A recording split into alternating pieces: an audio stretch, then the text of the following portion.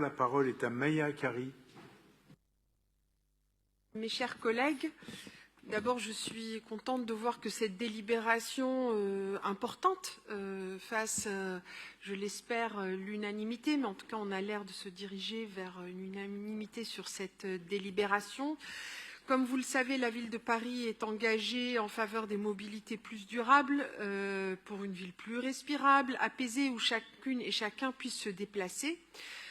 Elle encourage les modes de déplacement décarbonés et en l'occurrence le vélo pour des questions de santé publique puisque cette transition vise à une amélioration de la qualité de l'air et pour agir sur les pics de pollution que nous avons tous pu constater l'été dernier. Je crois que maintenant il n'y a plus de doute chez une grande majorité de nos concitoyens.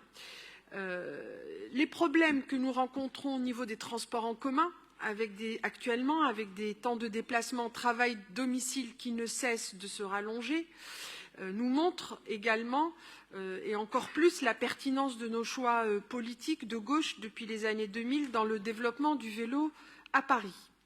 En développant le vélo, il s'agit également d'assurer un meilleur partage de l'espace public dans les rues parisiennes. Il y a un enjeu climatique, il y a un enjeu de se déplacer rapidement pour aller à son travail ou pour ses loisirs, mais il y a aussi un enjeu de réappropriation de l'espace public et d'avoir un espace public plus apaisé.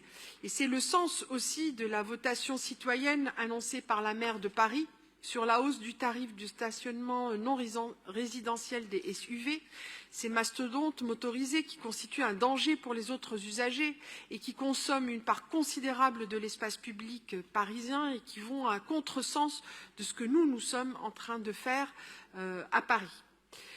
Donc, une des clés pour encourager cette pratique du vélo est l'aménagement d'infrastructures cyclables à l'image des 5 pistes concernées par cet ambitieux projet de délibération. C'est ce que propose le plan vélo 2021-2026 qui ambitionne une ville 100% cyclable, c'est-à-dire une ville où l'on peut circuler dans toutes les rues, d'est en ouest, du nord au sud, en diagonale, vers la banlieue ou de la banlieue vers Paris, à vélo, sans se sentir en danger. Pour cela, nous devons permettre des déplacements à vélo sécurisés et confortables en réalisant des pistes cyclables sur des axes structurants de notre ville. Rien que cet été, pas moins de 27 km de pistes cyclables ont été pérennisées et créées et 60 autres sont encore aménagées en prévision des Jeux olympiques et paralympiques, comme l'a souligné la maire lors du débat d'hier sur le budget. Il est également essentiel que ces infrastructures soient intégrées à un réseau plus vaste. C'est pourquoi la ville de Paris est engagée au sein de la métropole du Grand Paris pour la réalisation du plan vélo métropolitain.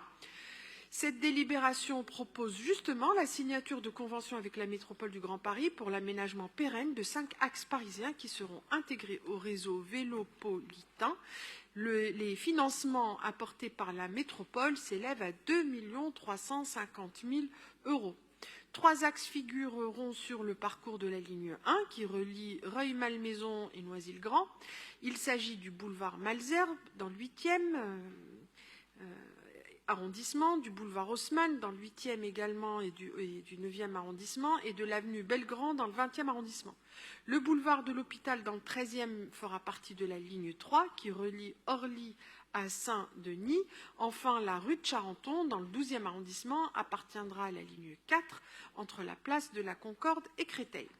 Ces aménagements cyclables, sécurisés et pérennisés seront non seulement utilisés par les cyclistes parisiens, mais aussi par ceux qui vivent dans d'autres communes en Île-de-France et qui viennent travailler ou se divertir ou encore visiter leurs amis et leurs familles. Cette délibération est un nouveau pas vers un Paris 100% cyclable et pourquoi pas une Île-de-France 100% cyclable, et nous ne pouvons que nous en féliciter. Je vous remercie. Merci beaucoup, Maya Kari.